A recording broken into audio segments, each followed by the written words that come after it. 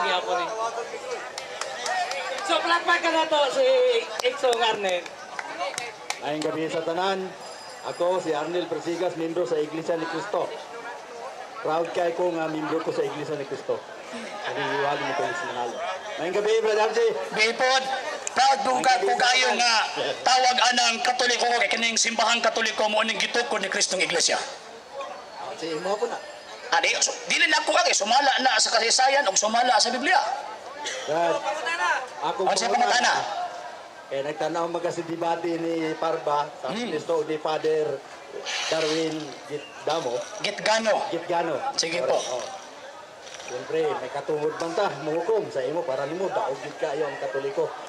Di, as far as tawag anang standard rules of debate is concerned, yes, daog ang Katoliko. Okay, wala ko diha kan. Pero Ako ara magong gihawa magud sir kanang imuhang pangunahon na ba nga para nimo daog ang kuan. Ako ang manggod basta mo tan-aw magugog video sir. Tan-awon magud nako ang standard rules. Ako asang kalimtan sa abaang tawag ana ako ang pagkatoliko. Kay bisan pag ato ang isa-isahon, mag-isa-isa tawag anang kuan. Kanya kalimti sa imong iglesia pagka-iglesia nimo pagkatoliko nako atong isa-isahon. Building iglesia. may karo ginay na minaw. Sige. Wala sila, chicken balance, no? Ang tema sa debate, pamatutan sa Santa Iglesia Katolika Apostolika Romana niya pinagi ni Darwin na pare na yun, dili city, dili Katolik. Oh? Pamatudan niya nga ang Iglesia Katolika Apostolika Romana gitungkod daw ni Kristo sumala sa referensya o sa Biblia. Nang gipangutana na nato, gipangutana sa amo ang ministro, Brad, sumala man sa referensya o sa Biblia. Sa Biblia ba naay nabasang Santa Iglesia Katolika Romana may gitungkod ni Kristo? Wala katubag yung tao. Matubag ko. Tama ka na, Brad. Naghatag na mga pamahayag. Di mo na kami. Di pa kita pala kung sa'yo. Sige, ako po. So, karon, side mo na. Ako pong side na karon. Sige. Basa mo ka, nagtanaw mo ka to. Gitanaw na ako. Sus, ang tima. Sumala sa referensya. 10 minutos. Ako lang ito kikwan reaction ni Brad ganyan nga fraud ko dyan, daog ang Brad. Pero ako po, ipakita po na ako, pero tigan balan. Gusto ko, di ba? Para wala ba yung nga namitaha. Antay lang. Oh? Nang gipautana na sa among ministro, asa mabasa sa Biblia, kaya ang tema, pinaagi man sa referensya o sa Biblia. Kung sa'yo ito, tuwag sa pare, ili kinahan lang mabasa. Tanawa. Kung kamo nagtimbang-timbang, di ba pinaagi mo sa Biblia? Oh, sa referensya nabasa, wala sa Biblia. Oh, tanawa. Okay, So, tubad. ano sa'yo na ako? Ako na pong side. Sige, Paminawas ako sa kuwapong side. Sa rules of debate, manggod, kinahanglan ang both parties, iyahatong side iyahatong opinion. Ang ako ang opinion, i-based na po sa rules of debate. Ang sa rules sa debate, ang both parties, ang affirmative side, naa sa iyaha ang burden of rebuttal, burden of proof. Ang negative side, naa sa iyaha ang burden of rebuttal. Ang buot ipasabot nga ang negative side mo present some og evidence or evidences pagguba sa gipamatud-an sa affirmative side. O sa may gihimo ni Parba, inay mo kutlo og tawag ana mga standard reference kay nakakutlo mga standard referensya pagguba sa standard nga reference ang ikutlo sa pare. Wala man ni dagar may nauglain na abot na dito sa pagtawag, pagtalikod. Dili ba evading the issue na? Ikaduha nga punto, Brad. Kini di na ko based sa rules of debate ha. Kato imuha lang to ganina. Kay isip ko sa kami sa Iglesia ni Cristo. Ako sa kalimtan o pagkatulik ron. Ako asang kitanaw ang kantawag anang sa debate. Ikaduha nga punto. Pagpangutana, paghisgot sa tawag anang ebidensya, Biblia o standard nga referensya, ang pangutana ni Mr. Parba gihimo lang niyang usa. Nga dapat ang pagpangutana uban gyud nang duha ka tawag anang ebidensya. History o kining gitawag og Biblia. Og daan na sa pagbarog sa pare giingnan na nga wa nganli. Siyaro naman pud og imo nang ibalik-balik ibabasa nimo nga wa nganli. Mapitawa na ay gitawag og standard reference aron pamatud-an ka nang wa nganli mao ning simbahan na. Katulong punto, Brad. Katulong punto. Dili. Ang ako ang magud karon, ang imo ay isa ka punto tungod kay ang imo ang gibarugan, imo ang pagtuo. Karon misulti ko as tawag anang judges nila. Dili ko imo na katoliko ko. Ikatulong punto.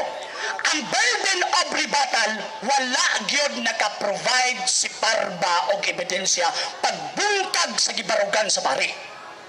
Nga naman, una, ang gibasa, Biblia. Pareho masa nagbasa ang Biblia. O niya, kang Parba pod, wapod nganli ang tawag anang iglesia ang gitukod ni Kristo. Gihaom-haom lang sa Roma sa 16. Ang pari, klaro nga niingon, wala nganli. Mo nang niingon ang history, mo nang iglesia katolika.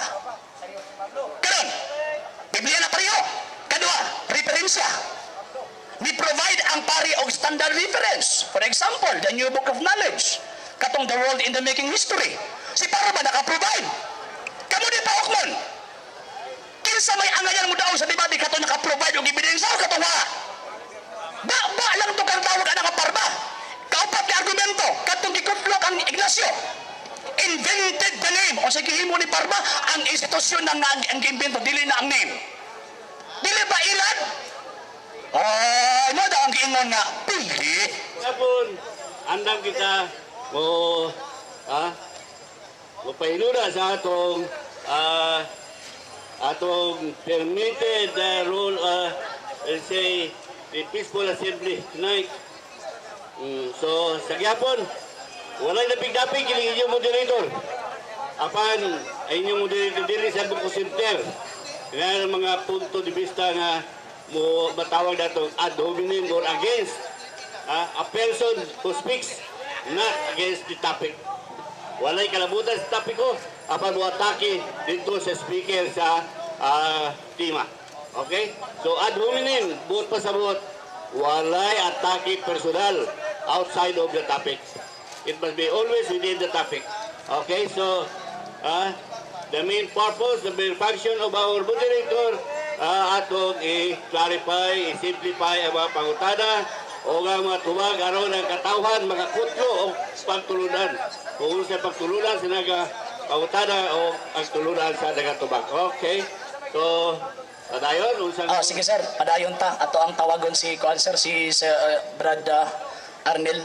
Okay, si Brad Arnel sa Iglesia ni Cristo.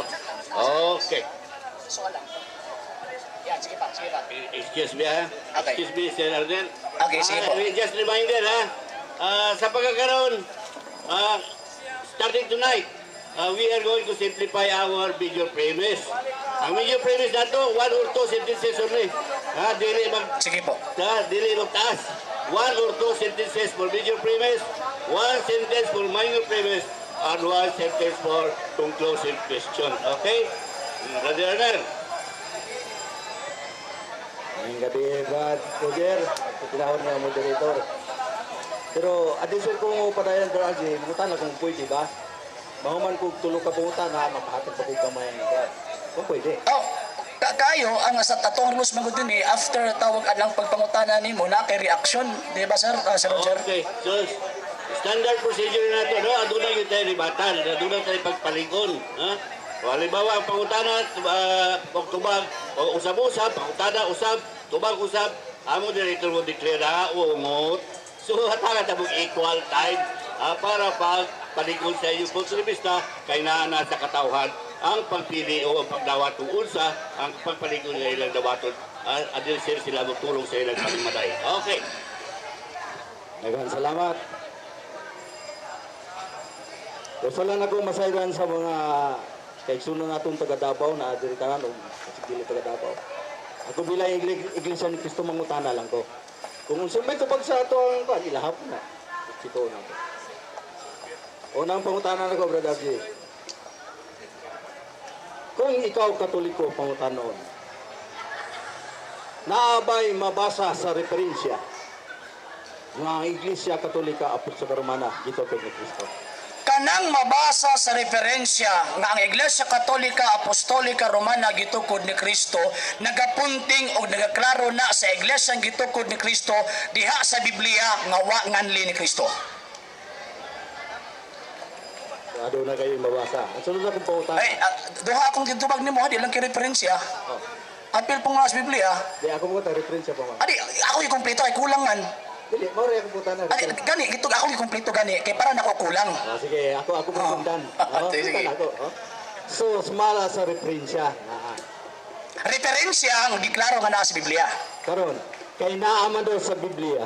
Mabasa ba sa Biblia, Brad? Oh? Objection, Mr. Moderator. Mr. Moderator, kasundan na objection. nato. Sige, objection. Objection, Mr. Moderator. Klaro naman ako ang gitubag ganina, Mr. Moderator. Nga, kanang mabasa sa referensya, nga ang Iglesia Katolika gitukod ni Kristo, mauna ang pagpaklaro sa gibuhat ni Kristo sa Biblia, nga wa nganli ang iyang iglesia. So, ayaw tawagan ng tantara, Mr. Iglesia ni Kristo, kay ang ato ang tawagan ng kundi, Biblia man ang standard ng referensya. Tantaron man mo. Sige. Okay, moderators, biyo, klaro ang tataw, ang tubag. Mabasa sa referensya, maugipunting diha Sa Biblia. Biblia. Paano pagpaklaro? Sige. So, ang referensya may punting sa Biblia. Okay po. Ang Biblia kasulatan. So, natural lang sa mutana. Nakasulat ba sa Biblia, Brad? Ang Santa Iglesia Katolika Apostolika Romana, gitukod ni Kristo? Mabata kung gingon mo ganina, di ba? Wa nganli. Di ba ningon ko? Okay. Mr. Moderator, alam ko ang tubagay na, di ba? Klaro man katagayo, makanang sa referensya, muna ang pagpaklaro sa gitukod ni Kristo, nga wa niya nganli. Okay. O niya, ang imong pangutana, umutan academic na, kaya ako lang gitubag. Okay, so klaro usab ang tubag. Awag ipanganli sa Biblia, apan maugipunting Sa referensya. referensya. Sarod na pangutana, Brad. Mga katawan, sundin ninyo. Di, ayaw pag-apapulong. Ha? Sa kuha diritso, nag-apapulong man ka. Di, sige lang, para matin. Mr. Moderator, it is ipalas yung argumento magpapulong. Ang atong sundong din ni Mr. Iglesia ni Cristo ni Manalo, sunod ta og tawag anang reglamento sa luhika ba? Kanami yung katawhan. No, appealing to the people man ka. Okay. Okay, we'll just give him a chance. Ang misericordium sa sometimes is adapted. Okay. Sige po. So, ang major premise na tubag, ang kasaysayan may punting dito sa Biblia. Sa minor premise, klaro sa magtubag nga ang Biblia wa bunganlan apan ang kasaysayan gyapon mao ipunting dito sa Biblia. Okay. Okay, dili na ta sa conclusive Question. question. Sige, on siya konklusyon daw. Last na kong pangutana, Brad. Gingon man nimo. Dili last na conclusive question. Ano nali ako rin? Gibasin na. Dili na last nga pangutana, conclusive question. Di, ako last na. Di na tungod. Ito ka na. Ilas na Di ako. bisan pa adapt tayo pa yung taas ka oras. Ano pa yung last G's? Dili, kay para makahatag kong gamayin ko ang balanse ko. Ikaw na po. Sige. Ako na pa yung mga tanong sunod. Di mo? Dili, inyo. Tuon ako. Ako na po. Sige. Ito naman yung programa. Gusto man kaya ako na iputana ninyo. Sa sunod nga putana. Okay, moderators mo, taga natong chance si Brother Arden. Kaya ang misericordium niya mag-follow up nila sa maribatal. Okay. Sige po. Kitagaan na gani kag. Ay dili ang gingon nimo nga katong misericordium nimo, dito lang sa imong ribatal. So ihatag to imong last question. Si Kristo ba, Brad, sumala nimo? Nasayod ba siya nga wala nganli ang iyang iglesyang gitukod? Gibuhat na gani niya. Imo pinag nasayod pag niya. Kaya bigo niya tukod ako iglesia gingan naman nga waman. Mauli ako iyon nimo ba? Matod nimo wala nganli. So nangutan ako nimo, nasayod ba si Kristo wa niya nganli? Sige mo. Ayan na ganang gisulti. Nausa mo ni. Klaro mo na kayo sa 18. Dawaton ba nimo? Tukuron ko ang akong iglesia. Wa siya may nga. Mauningalan sa iglesia na akong tukuron. Matod magod nimo si Kristo, wala niya nganli ang iyang iglesia na gitukod. So sa simple lang ang tungutana, nasayod ba si Kristo dyan? Gawa niya mahibawi? Mr. Moderator, marama nagtawagan. Sa man na matana, diskimpiado ka ng Kristo yung mamulong niya. Klaro naman kayo, Brad. Di naman kinahanglan yung butabal ni mong litra por litra nga basa nga nasayad ba sa guwa. Klaro na ang iyang gihimo. Tukuron ko ang akong iglesia. Wag yun sa mga mauningalan sa iglesia ang akong tukuron. Wag yun! Mara dito ba na ko, Mr. Moderator? Katawa mo ko sa pangutana. Klarong tataw. Klarong tataw tubag. Nasayon in the future, knowing that He is God, knowing that He knows the future, nasayon siya kung unsay kundo ang iyang pagkatukuron. Okay. Brother Der, nakakay 2 minutos. Pagpalikod. Ako na, brother, 2 minutos. Brad, Libatan. Brady, Moderator. ako na, 2 minutos. Ay, ang moderator na sulti. Ayaw na palagad na ako, kaya nag-agad ko sa moderator. Okay, daghang kayong salamat. Oh, doon kami itong gihatag ni Brad at sa Buhat. Daghang salamat. Itugutan nila. Kasi ilahan ng programa. Kaya lang po matimbang-timbang ninyo. Oh, doon kami ito yung gihatag. Tanaw raw na kung pangutana.